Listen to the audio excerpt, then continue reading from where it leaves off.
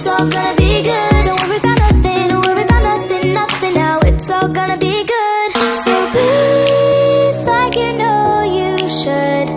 Yeah, breathe till you've understood. Assalamualaikum warahmatullahi wabarakatuh. Perkenalkan, nama saya Nur Helisa dengan NIM 250411124 dari kelas 2D. Di sini saya akan mempresentasikan tentang sistem basis data. Yang pertama, pengertian sistem basis data. Sistem basis data merupakan suatu sistem yang digunakan untuk menyimpan, mengelola, dan mengolah data secara terstruktur agar dapat menghasilkan informasi yang berguna. Basis data atau database sendiri adalah kumpulan data yang saling berhubungan dan disimpan secara sistematis di dalam komputer, sehingga mudah diakses, dikelola, dan diperbarui. Kemudian masuk ke sistem manajemen basis data. Sistem manajemen basis data atau database manajemen sistem adalah perangkat lunak yang berfungsi sebagai antarmuka antara pengguna atau aplikasi dengan basis data. Sistem basis data menyediakan serangkaian fungsi yang memungkinkan pengguna untuk mendefinisikan, membuat, memelihara, dan mengontrol akses ke basis data. Basis data juga mempunyai beberapa komponen. Yang pertama itu hardware atau perangkat keras, adalah komponen fisik pada komputer atau perangkat elektronik yang dapat dilihat atau disentuh dan dirasakan wujudnya.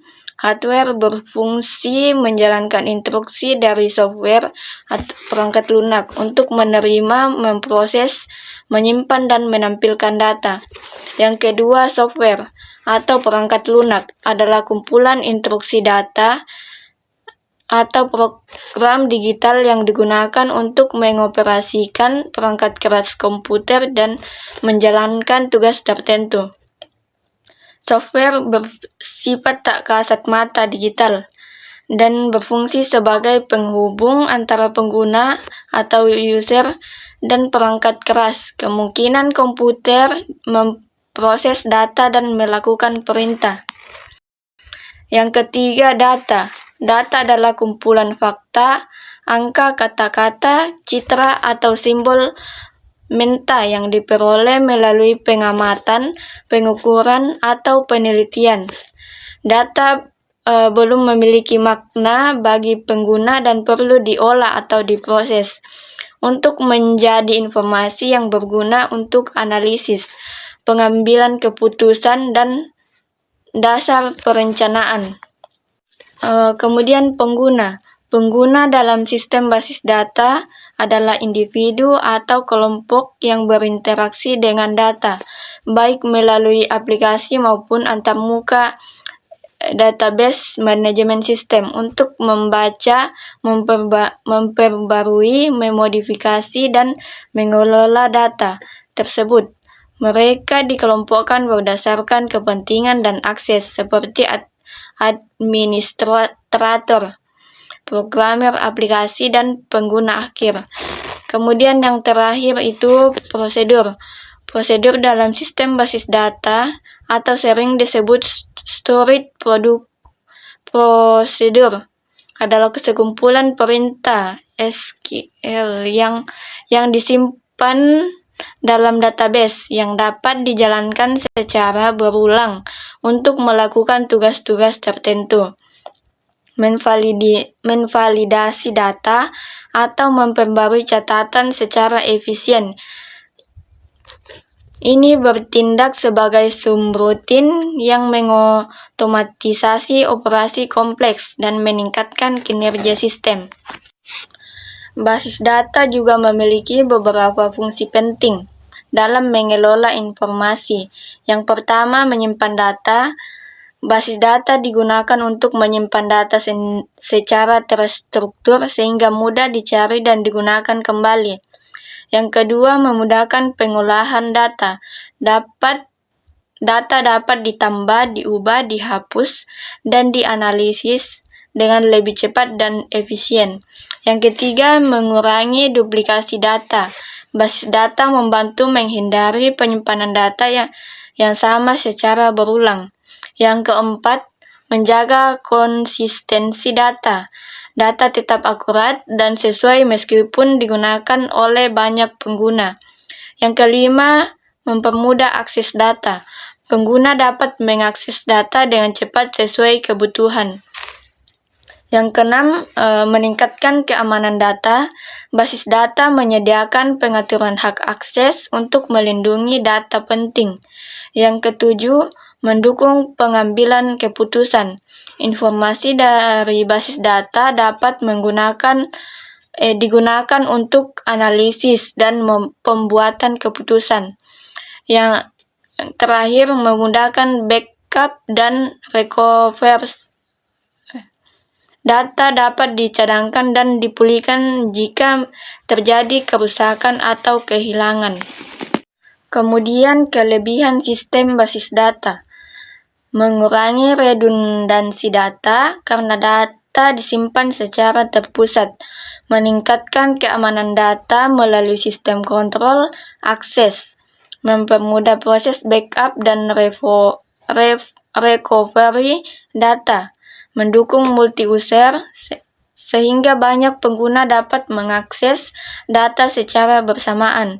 Selain itu, sistem basis data juga mendukung integritas data, yaitu memastikan data tetap akurat dan konsisten.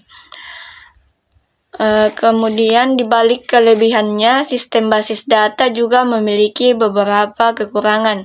Salah satunya adalah biaya yang cukup tinggi, baik untuk perangkat keras maupun perangkat lunak. Selain itu, sistem basis data juga memiliki tingkat kompleksitas yang tinggi, sehingga membutuhkan tenaga ahli untuk mengelolanya. Risiko keamanan juga menjadi perhatian, terutama jika sistem tidak dilengkapi dengan perlindungan yang memadai. Kemudian, cara kerja sistem basis data.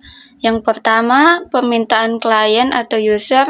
Pengguna melalui aplikasi memasukkan data atau insert, mengubah atau update, atau mengambil data atau query. Permintaan oleh DBMS. DBMS menerima permintaan tersebut jika berupa SQL. Query prosesor menganalisis, mengoptimalkan, dan mengeksekusi permintaan tersebut. Kemudian, akses menyimpan. DBMS mengakses data yang tersimpan secara fisik atau logis dalam file sistem. Kemudian, pengembalian hasil. Database Management System mengirimkan data yang berhasil ditemukan atau konfirmasi perubahan data kembali ke pengguna. Kesimpulannya, sistem basis data merupakan salah satu teknologi yang memiliki peranan sangat penting dalam perkembangan dunia digital saat ini. Hampir seluruh organisasi, perusahaan, institusi pendidikan, maupun instansi pemerintahan memanfaatkan sistem basis data untuk mengelola informasi secara efektif dan efisien. Dengan adanya sistem basis data, proses penyimpanan, pengelolaan, pencarian, dan penyajian data dapat dilakukan dengan lebih cepat, akurat, dan terstruktur. Sekian dari saya, kurang lebihnya mohon dimaafkan. Wassalamualaikum warahmatullahi wabarakatuh. I just had to let you know you're